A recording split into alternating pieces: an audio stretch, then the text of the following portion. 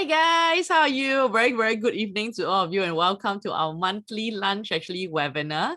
So once again, thank you so much for taking time out on your Thursday evening to join us. It feels really great to be back with you guys actually. So let's see who's here. Okay, let's see. Say hi in the chat box if you are here. Hi Deborah, hi Hess. Oh, Hess is so sweet. Hess say, I miss you. Miss you guys too. Hi Shalene, hi Kiet San, hi Julie, Joshua, Joseph.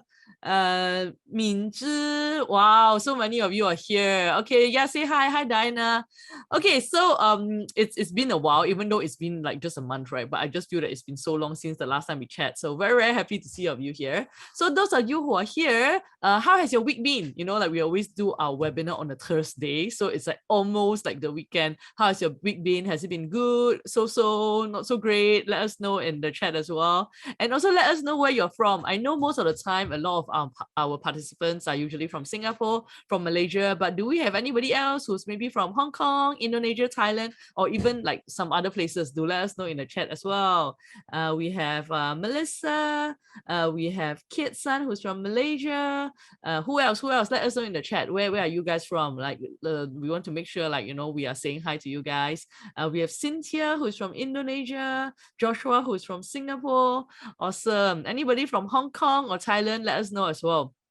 Okay, so as you can see, our webinar, we try to keep it very light, very engaging. It's not just me talking, but we just really want to engage with you as well. So a lot of the conversations would be done over the chat box, as you can be seeing it right now. And we'll also be doing some polls. We'll also be having you put in your questions, you know, for our very special guest tonight in the Q&A box as well. So you can use all of those functions.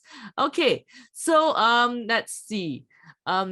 Other than that, okay, let's see. We have Steve who's from New Zealand. Welcome, Steve. We also have Gladys who said hi. Okay, so I mean, like, it's amazing, right? I was just talking to another friend the other day. Those of you who are based in Singapore, how many of you listen to Class 95? Let me know in the chat if you listen to Class 95, or maybe you're a different age group. So I don't know, you listen to other stations. Yeah, who listen to Class 95 in Singapore? Let me know in the chat. So I was talking to John Class. So I think those of you guys who listen to the Class 95, you know that John actually hosts the, you know, like the late night session, and I usually go on it once every 2 weeks. So I was just talking to him the other day, and then actually just yesterday lah, and then he was just saying to me, it's like, oh my goodness, it's like the last time we saw each other in person was like so long time ago, and then before we know it, right now it's already October, and I was just saying to him, yeah, and then the Christmas decorations are already out, and I was like saying that, like, Chinese New Year like seemed like just passed. So this year has just been like so crazy. It has just passed by so quickly, right? So what have you guys been doing like in the last, you know, like couple of months? Like, how do you feel that the year is coming to an end? Like, let us know in the chat. Yeah, so we have Eugene who say hi. We have Mina who say yes, you know, she listens to Class 75, Shilin as well.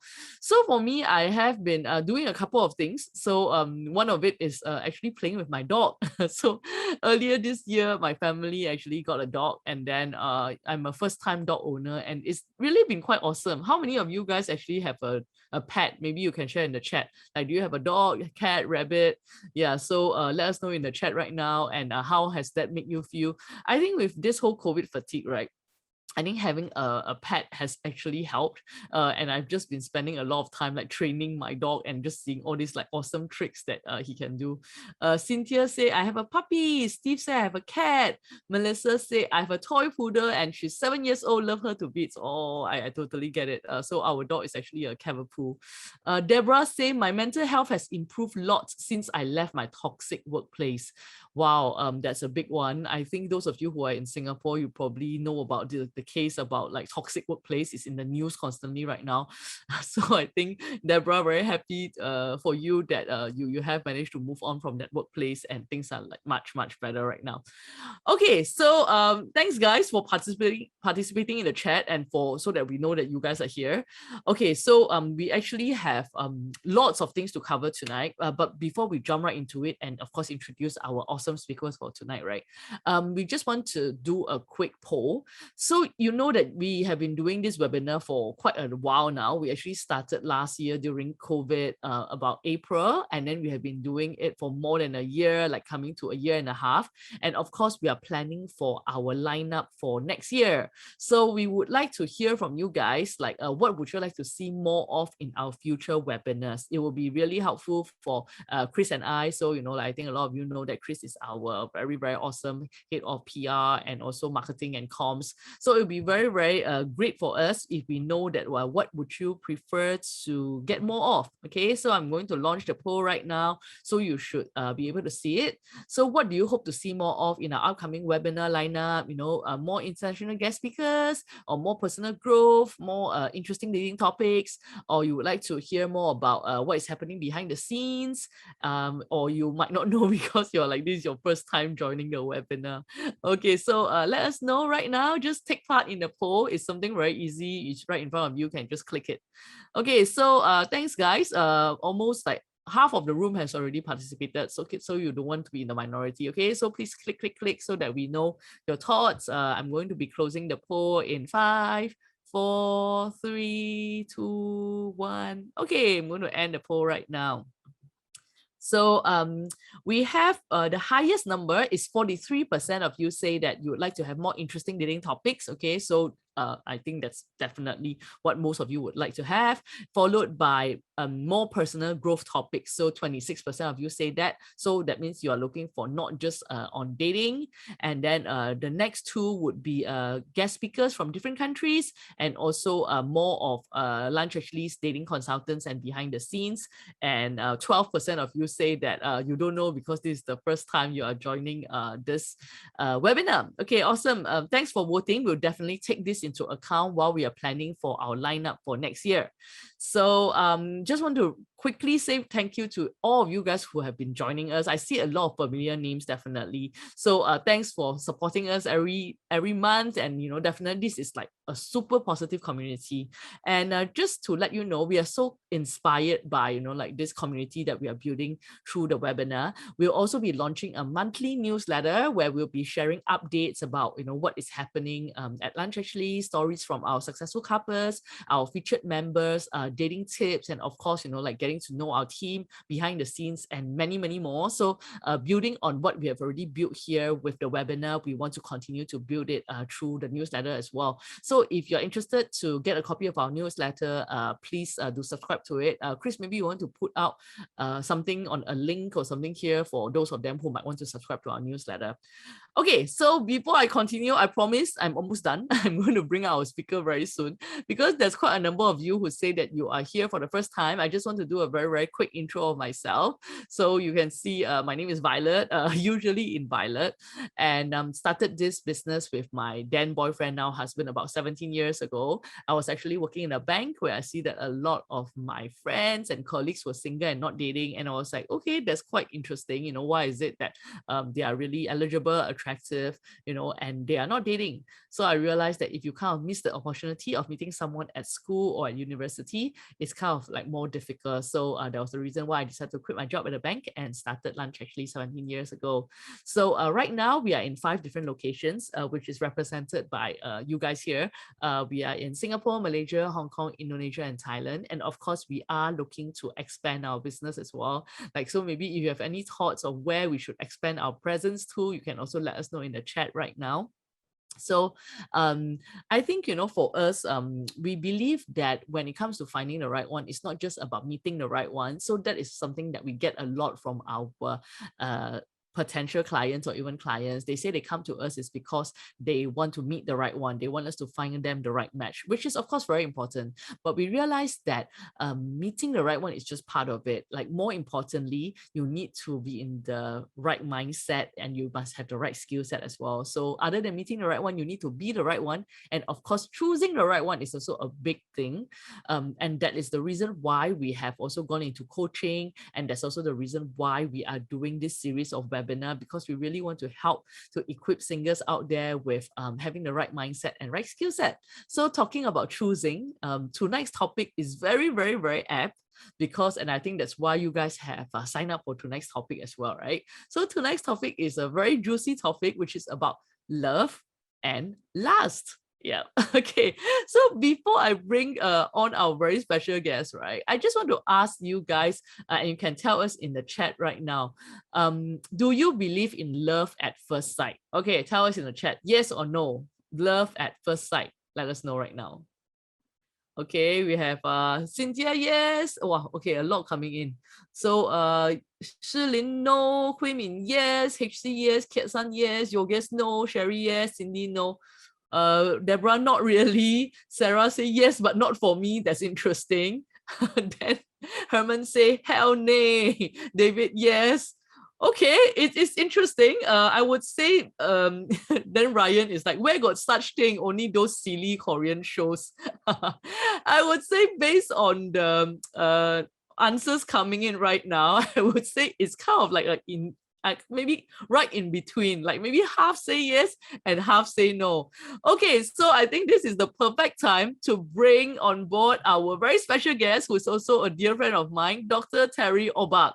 So Dr. Terri, who is also known as the Love Doctor, is actually an internationally recognized relationship expert. Okay, so she's an author, she's a speaker, she's a professor at Auckland University, and also a research scientist at the University of Michigan's Institute of Social Research. So what I love about Dr. Terri is that unlike a lot of things that you read in the magazines or even like social media, where it's very much hearsay or it's very much depending on what people think or just based on experience, but Dr. Terri has actually done a research, and whatever she's sharing with us is all based on statistics, it's based on data, it's based on like real numbers and research, right? So and of course she has been widely featured in like publications like New York Times, Wall Street Journal, USA Today, Women's Health, The Today Show, MSNBC, you name it. Okay, it's just like so much that I cannot finish reading it, right? And I'm so thankful that she can join us from the US today as well. So please help me welcome Dr. Terri. Let's give her the lunchly welcome, and please say hello in the chat right now. Hello, hi Terri, how are you? Hi Violet, I am so good. How are you today? I'm great. So what time is it for you right now? It is 9:12 in the morning. Oh, okay. So I'm going to try to get, I've had a few cups of coffee so I can get as excited as you are. I love your energy, Violet. Everybody, don't you love Violet's energy? Thank you. So good to see you. Yeah, so good to see you as well. And thank you so much for joining us. So you are like exactly 12 hours, like difference from us, which I think is perfect. So, like I'm still awake and then you are like, awake enough to share with us. Exactly. Okay, so like maybe Dr. Terri, before we jump right into our topic tonight, which I'm sure like everybody is like super excited to hear from you, maybe you just want to quickly introduce yourself, and maybe share a bit more about how you get started in this industry and how did you end up getting to be known as the Love Doctor. Oh, great topics, great questions. Thanks, Violet. Well, I grew up in a very psychology, relationship-oriented household. So my father's a psychiatrist, my mother's a therapist, my sister's a therapist, my brother's in healthcare. So I grew up talking about relationships and talking about psychology. So I think it was inevitable that I ended up being a marriage and family therapist, a psychologist or sociologist, and interested in relationships. I've always been interested in relationships, Violet, from a very, very young age. And so I became a therapist first, and then I became a professor and a researcher. And I was researching relationships, what keeps people together and what breaks couples apart, for several years, when I realized that nobody was reading what I was writing, Violet. And I was sort of upset and down and frustrated. Even my husband wasn't reading my articles. And I was watching the television and I saw all these relationship experts, and they were saying things that weren't right according to science, according to research. So I decided then and there that I was going to hire a publicist and a PR consultant and a business manager. I coined myself the Love Doctor, trademarked it. And from then on, I've been translating translating my science and the science of others into the public. And so I loved it. I love talking about relationships. I still do coaching and counseling, but my real passion right now is translating my research into the public and media. Oh, I love that, Terri. I think that's And so I important. should say, by the way, too, Violet, I've been married for 30 years and I have 2 children, and they're both counselors and therapists as well. So I should probably add that part too. Yeah, so we have comments who say here, yes, it's in your blood. Yeah, you can see that. And it's like also went on to the next generation as well. Exactly. Yeah, so Terri, I love what you have just shared. And I think it's so important because like, like you say, there are a lot of people who are like giving advice, but then it's not based on science. And I think the problem sometimes with like science journals or like academic journals is so dry and boring.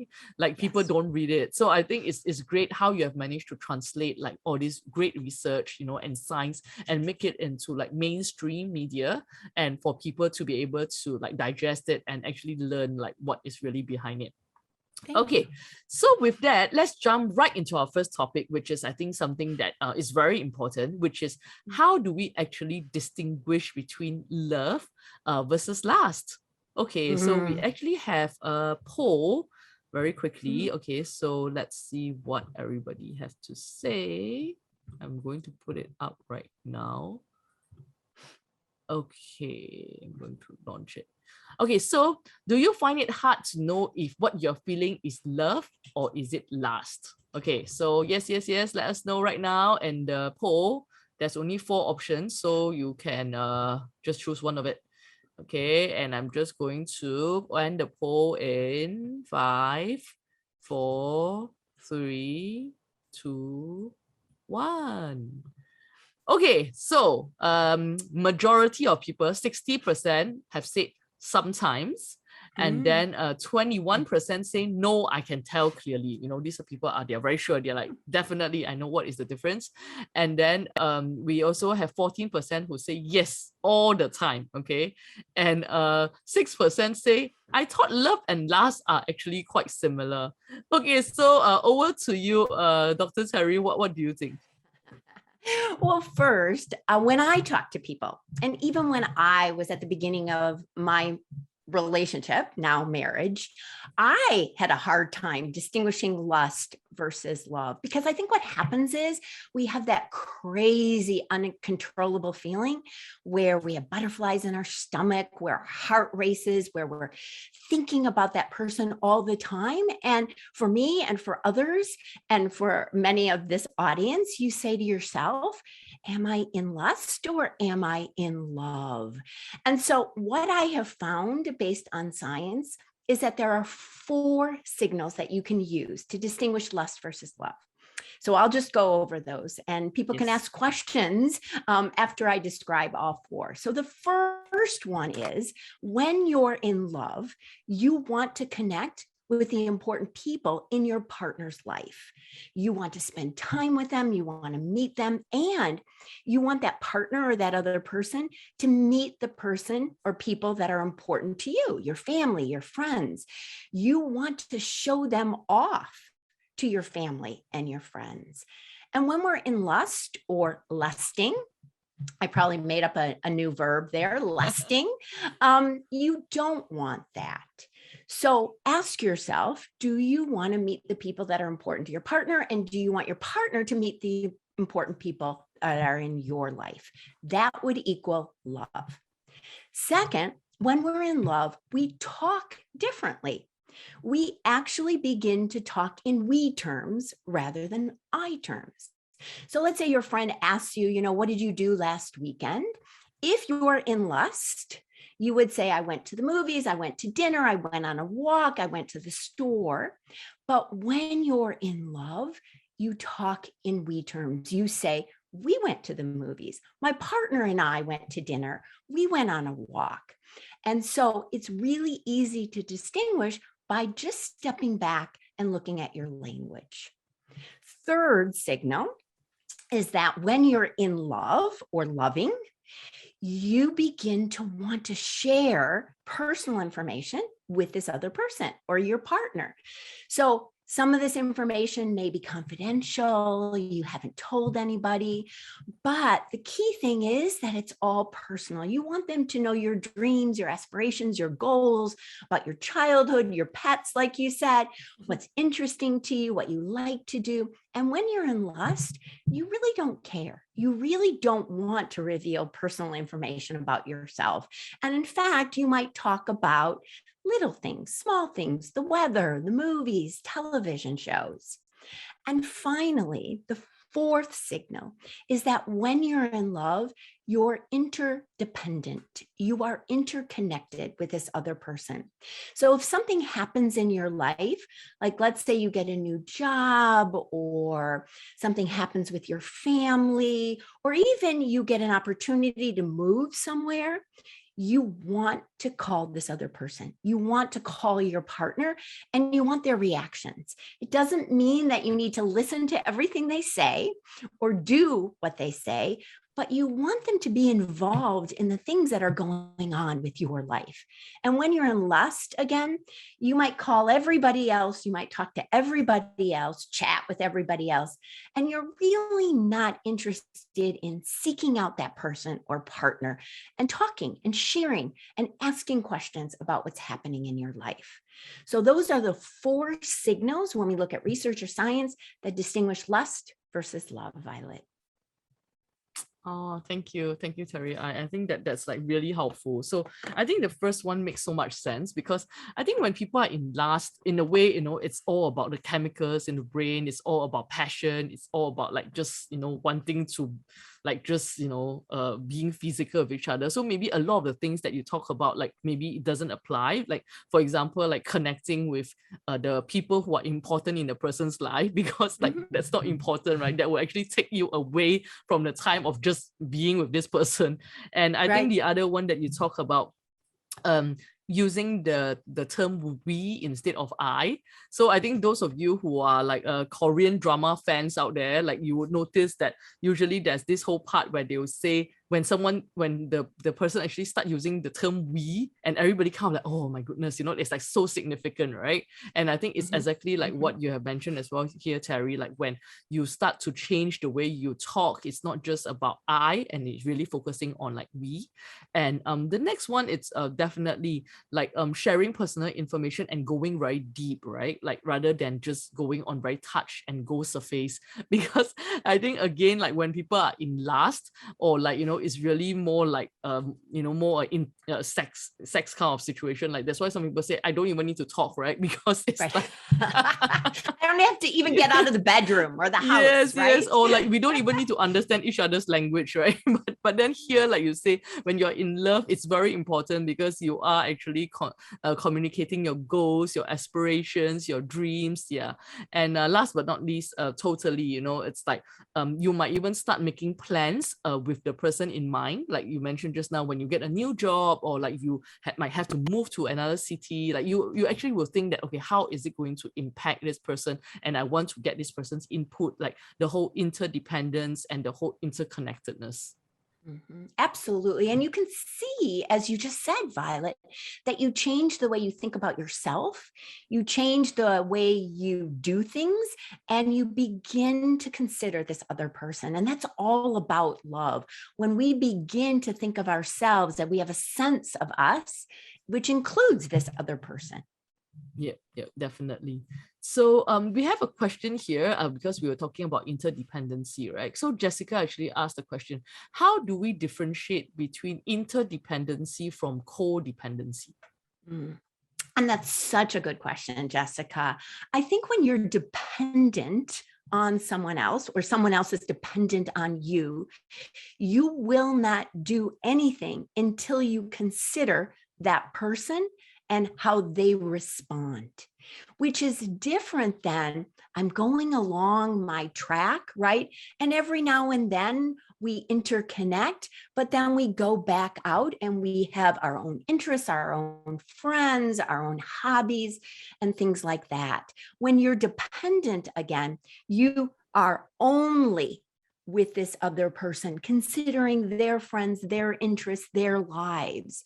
And so think of two parallel train tracks. Crossing each other now and then, that's interdependence, where you change each other, you connect with each other. But when you're dependent, the tracks are right next to one another and they never part. And I love that metaphor. I talk to my clients about that as well. So remember to ask yourself, do I have my own friends? Do I have my own hobbies? Do I have my own interests? Then you might be interdependent if you get together now and then. But if you're dependent, your friends are their friends are your friends. You only have their hobbies. You only talk and do what they want to do. Yep, thanks. I think that's definitely very clear. So I think, Terri, like with what you have shared with us just now, the 4 signs to look out for. So that kind of like help us to understand what we are feeling. However, do you have any tips or insights on how to find out how our partner or the person whom we are dating is feeling as well? Because I think sometimes something that we talk about a lot with our clients, coaching clients or even matchmaking clients, is that to understand that you're actually at the same level. Because it's like there are 5 stages of relationships, and then sometimes like we are actually at, I don't know, level 4, but the other person is actually at level 2, right? Because maybe you're just picking up the wrong signals, and then like we think just because we feel this way, the other person must be feeling the same, but the person might be completely be on another plane altogether.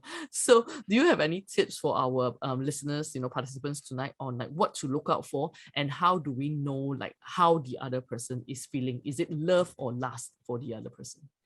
Good question. And I get this question all the time as well, Violet.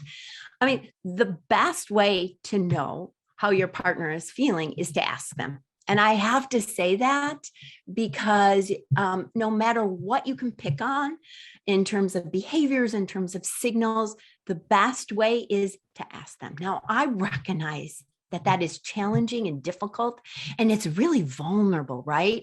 Asking somebody, how do you feel about me? Or are you in love or are you in lust? And that's not how I would ask it at all, but that's what you want to know, right? And so I encourage people to be vulnerable. And the best way to do that is to say an I statement first. Here's how I feel about you. I feel positive. I want to see you again. I'm really interested in a long-term relationship. Whatever you're feeling, you talk about how you're feeling first. And then you ask your partner or the other person how they're feeling. So that's the best way, Violet. Now, many of us can't do that. Many of you say, oh no, that sounds really scary. And it is, by the way. So the second set of indicators are the exact signals that I just talked about in terms of how to distinguish lust versus love, but it's in terms of your partner. So is your partner wanting you to meet the people that are important to them? That's the first thing. Do they want to show you off?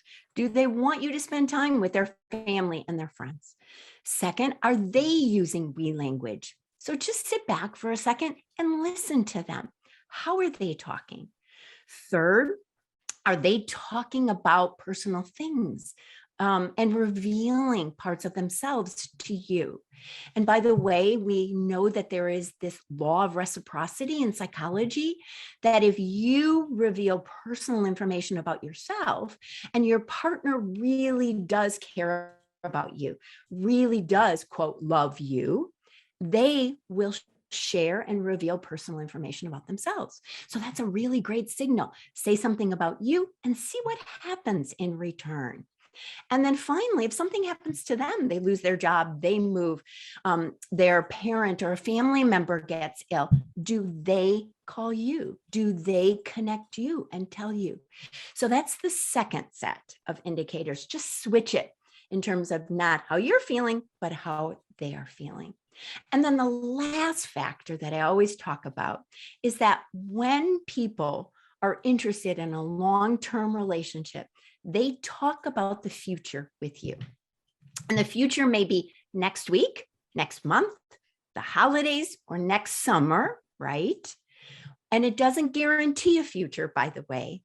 But when we talk about the future with someone, we are significantly more likely caring and wanting that future with that person.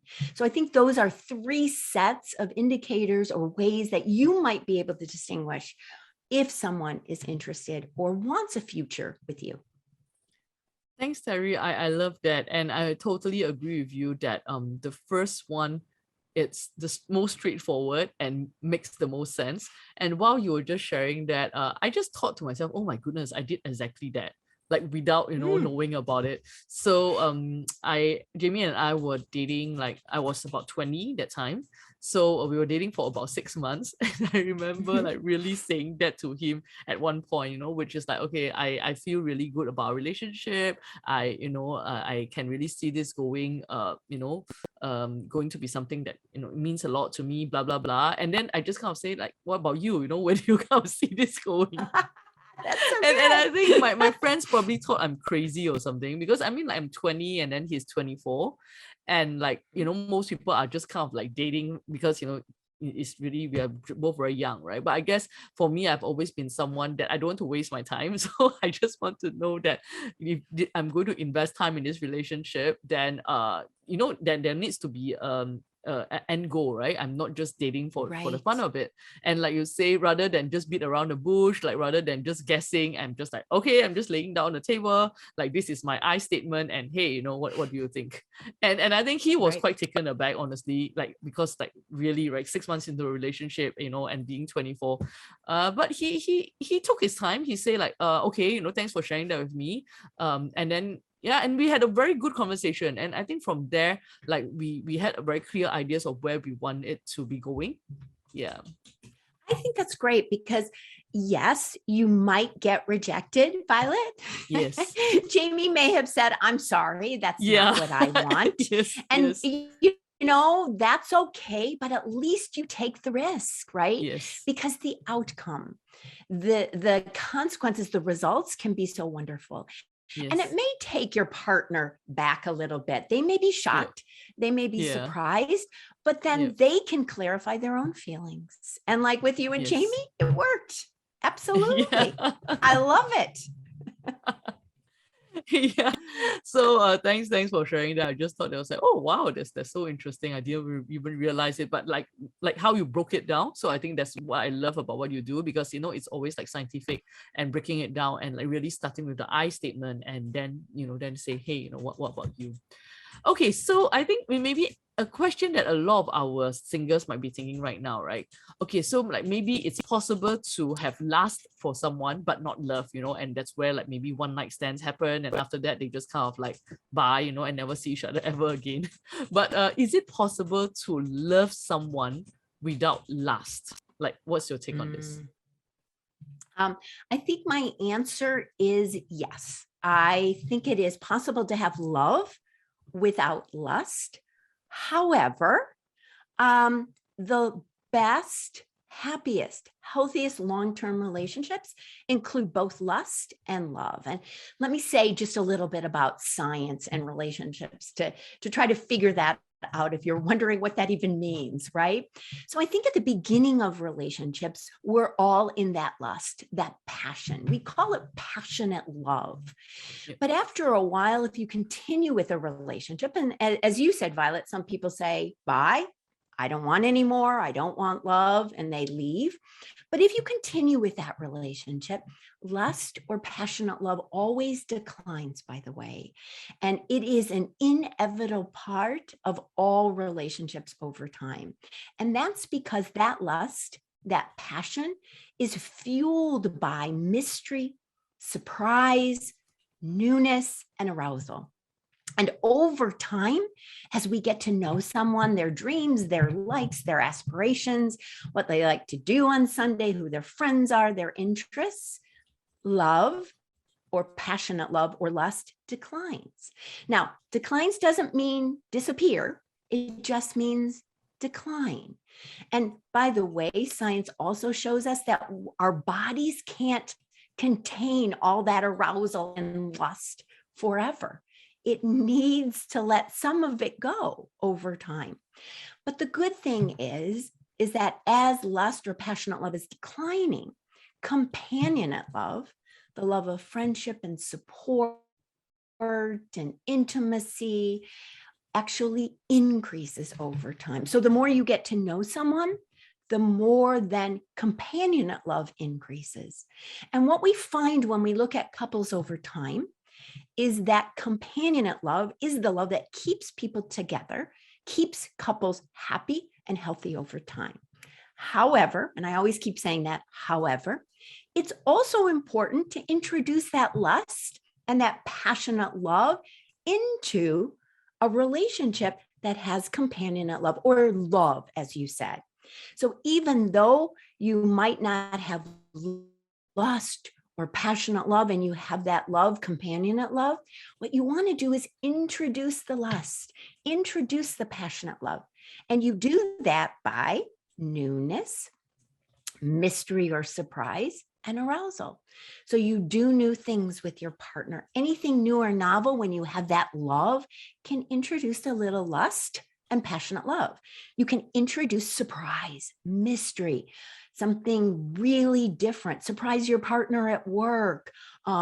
Send them a note or a text that they say, wow, that was such a cool text. I can't believe you sent it to me.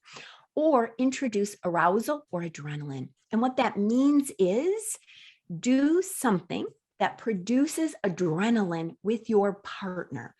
Exercise, go on a scary ride at an amusement park, watch a scary movie, go to a comedy club where you get that big laugh and it gives you an adrenaline rush. When you do that with your partner, research shows you can transfer the arousal from that other activity to your partner and your relationship, and that introduces lust or passionate love again. So yes, you can have that love, companionate love, without the lust, but what you really want to do, if that's the case, is introduce lust moments or passionate love every now and then. Oh, I love that. Like, you know, like people always say, okay, how do I like re-inject like passion into my life and or into a relationship or a marriage, right? And I love how, like, you know, you have this formula, which is, you mentioned like mystery, surprise, newness, and arousal slash adrenaline. Yeah, makes a lot of sense, because like you say, like these are the things that usually like make people have that whole excitement and like that will kind of wear off. But at the same time, by using the same thing, we can actually reintroduce or just re-inject passion back into the relationship as well. Yeah, so those of Yes. you who like might be already be in relationships and then you're thinking like what to do, so like what Dr. Terri has mentioned, you know, go to the comedy club or like go on a roller coaster ride. So It's not what I want to do, by the way. I don't like roller coasters at all. okay, that's great. So Dr. Terri, do you have any tips also for our community here tonight, right? Like, so if they are single, like how can they date strategically with the right mindset by developing a dating plan which, you know, balances out this, you know, love and lust, and so that it will help them to increase their success when it comes to finding the right one? I think the most important thing in terms of dating and being successful and strategic about your dating plan or what you do is that you have to know you. You have to really understand yourself. And you have to ask yourself several questions. First, are you really ready for a relationship? And I think that's a really hard question to answer for so many people, for so many singles, because we all want love. We all want a relationship, but some of us aren't really ready. We're still connected to a past relationship, and we're still emotionally connected. And one of the really important things that I found, Violet, in my study, following couples and following singles over time, is that those singles who are still emotionally connected to a previous partner or relationship, either positively, they're longing, they're pining away for that person, they're really sad about not having that person in their life, or they're really angry, they're really upset with that person, they're frustrated, they're pissed off. That means you're still connected to the past. And when you're still strongly connected to the past, you can't be really ready for a relationship and go forward with a happy, healthy relationship again. You can date, you can have relationships, but you can't be really ready for that special person. And so what you want to ask yourself is, do I feel neutral about the past? Do I not feel strongly connected to any previous partner? If I am, then I'm really ready for a relationship. And the second thing you need to know about yourself is twofold and two questions. Are you really ready to trust again? And are you really ready to care about someone? And when you ask the question about trust, that means, are you really ready to share personal information about yourself and listen to somebody else? Be empathic, be understanding, try to really put yourself in their shoes or their situation. That's what trust is. And are you really ready to say, someone is going to have my best interests at heart, and I can have their best interests at heart? And when we're caring, we are ready to think of ourselves as a we. You can see some of these common themes, right, Violet? Trust, interdependency, thinking of yourself as a we. If you're ready to do all of that, then you're really ready for a relationship. And then second, you have to know your needs, your values. What is important for you in terms of a happy, healthy relationship? So the first part of dating strategically, and then I'll stop because you might have some questions and we can go forward with the other parts, is really knowing you. And that's the most important part. And when we look at science, that predicts who dates and finds a happy, healthy relationship over time. Thank you. So Terri, I always really appreciate your sharing, because everything is just so step by step. Yeah. So like you say, like, even though the question is really about, okay, how can I date and find the right person, right? But I think a lot of self-work, so like, rather than just looking very outwardly and thinking, oh, this is what I want, this is like kind of my checklist, these are my criteria, which is something that a lot of us tend to do. Like what you are sharing is really, we need to look within ourselves first, like really understand, like first and foremost, like you say, are we even ready to date? And I love the way that you say about feeling neutral about the past. I think that is so interesting, because like sometimes people say like, oh yeah, I've moved on, I've moved on, and then like you say, they still maybe have some anger, or they have some resentment, or they have some regret, or they still have some sort of emotions, like you say, be it is positive or negative. But I think what you're saying right here is like feeling neutral about it. Just, it's like, okay, it happened, it's okay, I'm just very neutral, like no strong feelings towards it. Like such a great way. And that's so important, Like, I mean, Yeah. when we follow these singles over time, and Yes. literally over 30 years, and when singles say, I'm still angry, I'm really pissed off at my partner, they are not able, and we're following them over time, they are not able to find a happy, healthy relationship. But those singles who say, I don't feel much of anything, those are the singles who find love or find love again. And so it is the number one predictor. And I also have to say, Violet, that so many of my clients come to me and say, there's nobody good out there. I can't find anybody. All the good people, partners are gone, right? Yes. And it's not about other people, as you just said. And I said before, it's about them. Who's right for you? Are you really ready? Can you really trust? And then you can pick and find, by the way, the best people for you. So Terri, we have an interesting question here, which is, any tips to put ourselves in neutral again? In neutral what? I'm sorry? Like neutral, as in like, just being neutral about like your past like relationships. Yes, I have some great tips, and they're all science-based that I share with my clients and my audiences as well. First, oftentimes when we're thinking about why a previous relationship didn't work out, we say, my partner did something wrong. He or she couldn't communicate. They were too, emotionally immature. They had an affair, whatever. But we blame the partner. And I'm sure all of you can think of a situation where you've done that, where the relationship didn't break up and you got really angry at the partner. When you continue to do that, you hold on to that anger. You hold on to that resentment, as you said, Violet, that frustration. Others of us might blame ourselves. I wish I would have done that. I can't believe I couldn't communicate, or I was emotionally immature. And when we make those I statements, we hold on to sadness. We hold on to pining for that relationship or partner.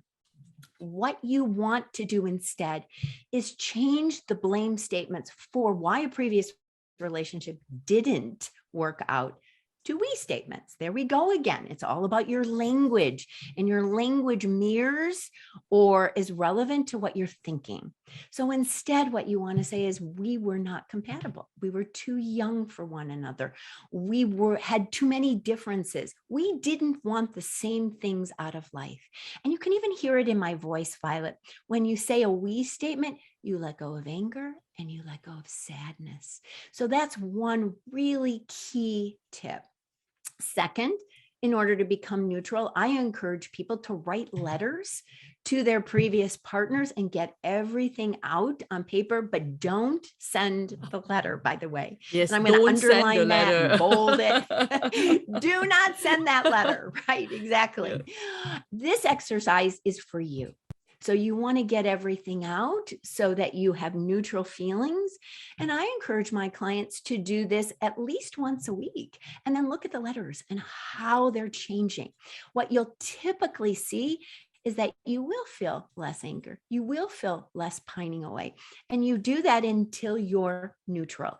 And so what you want to do writing that letter is say what your emotions are, what you're feeling, what you think about the relationship ending, and what you're thinking about now. Get it all out on paper. Third, it's really important to get rid of anything that reminds you of a previous partner. And I know you're all thinking that mostly everything is gone, right? But you might have a picture. You might have a piece of jewelry. You might have a painting. You might have a couch. I have a client who had one chair, a big, huge, comfy chair in her living room from a previous partner. And she would sit there and watch TV, and she forgot that it was from her previous partner, her ex. And so what we did was give that chair away. Get rid of all reminders in your workplace, your car, your home, your office that remind you of a previous partner. And as we get rid of those, we also get rid of the emotions that are attached to those objects, things, memories. And then finally, surround yourself with people who love you. Make sure that those people are around you and listen to what they're saying to you and about you. I know that all of you have a friend, a family member, several friends, several family members who are saying, you're great, you're wonderful, I love you, I care about you. Come with me, go out and think and feel that love, that those affirmations that you're getting from other people. Thank you, Terri, for that. I think those are really great tips. So let me see who's the one who asked this. HC who asked this. So I hope it answers your question. Okay, so before we go into the Q&A, which we have a lot of great questions that our participants have put up. So this is also a question someone had put up just now as well. So how to know if you are the person that you are dating is the one for you? Like, how do you kind of like determine it in the first few dates? Because I think just now, we talk about like the 4 things to look out for. But I think someone was mentioning just now as well, they feel that, maybe it's something that it takes a while to find out. But if like maybe just quickly in the first few dates, what are some of the things that they might want to look out for? I think there are 3 things. I'm all about numbers. There are 3 things that you can ask yourself or look for in the first few dates. The first is the most important, and it is the thing that predicts happy, healthy relationships. The number one thing that predicts happy, healthy relationships, and that is, do you have similar values and underlying attitudes. And when I'm talking about values, Violet, I'm talking about these key life values, the things that make you you, the things that are important to you. It does not matter, by the way, that you have similar interests and hobbies and friends and backgrounds. What really matters is that you have similar values. And that's why when we were talking about, how to date strategically, it's so important to identify your key life values. What's important to you? Is it the importance of family and children? Is it the role of spirituality, faith, or religion? Is it your approach to money or your career? What are your key life values, the things that make you you, that you want to leave as a legacy? That's what I sometimes say to my clients. What do you want to leave as a legacy? What's important to you? Or how would people describe you? And in the first few dates, ask questions to this other person to see if you have similar key life values. That is important. And that predicts happy, healthy relationship, or knowing whether or not that person is right for you. Second, are you trusting of this person? And this can be difficult because you have to be open to trusting others, and you have to be with a trusting person. But do you feel safe? Do you feel secure? Are they giving you the indications, the signal that they are trustworthy, that they are having your best interests at heart? And one simple thing would be, like, if you're a vegetarian, are they taking you to a meat restaurant where there are no options and you've already told this person, right, that you're a vegetarian? That's just a simple, small thing. But what that says is this person is listening to me and what's important to me. And then third, how are you handling, the two of you, stressful situations or conflictive situations? So let's say you drive to the restaurant and you run out of gas, or you have traffic or a flat tire. How is this person with you handling stress? Because one of the things we also know following couples over time is that how two people handle stress and conflict is predictive of whether or not they stay together or not. So look and see, how do they handle a busy restaurant, traffic, noise, someone saying something negative to them, because that is predictive of how they will handle stress and conflict in the future. Oh, the last one is so good. And when you were saying that, I don't know why, but something just popped out in my mind. Like previously there's an Amazing Race. So maybe Yes, you should join totally. Amazing Race. So true. I loved that show, by the way. I love that show. And you always will have like a couple that's like amazing, they just get along, everything. They are like, okay, we can do this. And then there's another one that they are like trying to kill each other, right? So anyway. And by the way, all couples are going to have conflict and stress. So it's going to happen, but it's how you handle it. Yes. Okay, so now we are going to look at some of the Q&As that we have gotten. We have gotten like a lot of questions actually. So one question here from Serene. So maybe Dr. Terri, like, we keep it short because we do have quite a lot of questions. So we want to try to get to as many as possible. When is a good time to define the relationship? Like how many, after how many dates, or maybe after a period of how long? Well, what I always tell my client, there is no answer to that, Serene. So some people define it after 3 dates, some people define it after 20 or 100 dates. So there's no good answer. And you really have to ask yourself about your situation and your future. But in general, I like to tell my clients that yes, after 3 times of being with someone, you want to ask yourself, do I want to spend more time with this person? Do I like this person? Am I feeling safe and trusting? And do we have similar underlying values? Thank you. A question from Eileen here. If my partner occasionally think of his past relationship and feeling sad and regret that he did not do enough, but keep saying that he has moved on, is he actually ready to move on? And how can I help, if in any way? Well, first of all, I think that's a difficult situation, and you can't change your partner or control how he feels. In general, yes, I would say that if it is regular that he's feeling sad or thinking about a previous partner and saying that he wished he would have done something different, that he's still strongly attached to that relationship. Now, that doesn't mean that he won't change and can't be ready in the future or in a few weeks or a few months.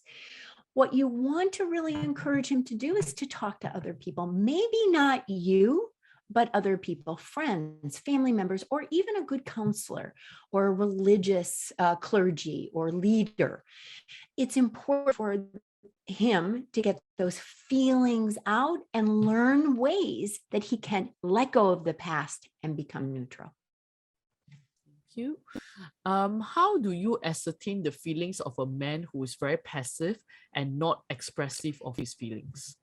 That's a really good question. But there are gender differences that I think it's important to recognize between men and women. In general, men are less expressive in their emotions. They've been taught from a young age and from different cultures. And by the way, this crosses cultures, not to be expressing their emotions because then they appear weak. And so being strong and not doing that is good. For women, we've learned to express our emotions, and that's a good thing. So I think it's not important to really figure out whether or not that's meaningful in terms of your relationship, because some men are able not to do that in public, but privately they can do that.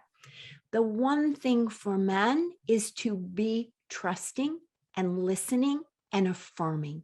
And when you are listening, trusting, and affirming, meaning you affirm them, hear them, make them feel valued and special, they're significantly more likely to be expressive and emotional. Thank you. We have another question here, which I think is quite an interesting one. So I think we have talked about like the 4 signs to look out for whether we are in love or in lust. So our participant here asked, what if out of the 4, I'm only like experiencing one of the signs and not all of them? So does it mean that I'm not fully in love with him, or what is it? That's a very good question. It depends on how long you've been with this person. I mean, loving or being in love takes time. So let's say it's been a short period of time, then one indicator or one signal would be okay. And I would really sit back and think or, become self-aware to see that those other signals develop over time. All 4 are important for love over time, but it doesn't necessarily mean that those won't develop with time. Got it. Thanks, Terri. So Terri, time flies when you're having fun or when you're learning new things. Like I'm like, wow. So I think, we have a lot of great questions, and then I'm sure, our participants tonight, they might want to, know more about what you do, or they might even want to follow you. So where can they get in touch with you? Like, what are your social media handles, or where they can actually, just get more of this great stuff that you have been sharing tonight? Thank you, Violet. Well, my website is Dr. Terri, thelovedoctor.com. And if you go to my website, you can see my books, you can see my CDs, my DVD, my courses as well. I'm also on different apps that you can join where you can learn more about my tips and my strategies and my courses. But I'm also on Twitter and LinkedIn and Facebook as well. And I have all of those social media handles or names on my website. Sometimes I forget them, Violet. So there it is. Twitter is Dr. Terri Love Doctor. But if you go to my website, you can see all of my social media handles. I'm on Instagram as well, but it's not my best way to get a hold of me. Got it. Yeah, and I think Chris has also put up in the chat right now of all the different Thank you, links as Chris. well. So I mean, like if you guys would like to, like know more about what Dr. Terri does, listen to a TED talk, you can click on any of the links right now. So Dr. Terri, thank you so much for being with us tonight. Like I personally have always learned something every time I speak with you. I've been like writing down tons of notes.